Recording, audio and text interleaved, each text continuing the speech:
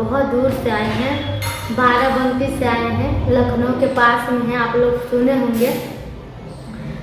तो बाराबंकी से आए हैं तो इनको बहुत ज़्यादा सपोर्ट की ज़रूरी है, तो आप लोग सपोर्ट कीजिए। चैनल पे नए हैं तो चैनल को सब्सक्राइब कीजिए और ज़्यादा से ज़्यादा शेयर कीजिए और कमेंट करना मत भूलिएगा और चैनल को सब्सक्राइब ज़रूर कर लीजिएगा यार।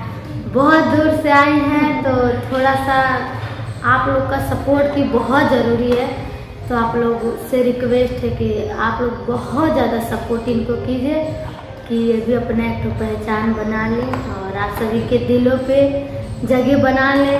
और इनका अगर जो अच्छा लगे गाना, अवधि में ज़्यादातर गाती हैं, तो आप लोग ज़रूर इनको अपना प्यार आशीर्वाद दीजिए और ज़्यादा से मेरा चैनल सिंगर सुषमा पंडित नाम से है, तो प्लीज़ एक बार सर्च करके ज़रूर देखिए और गीत अच्छा लगता है तो लाइक शेयर कमेंट जरूर कीजिएगा।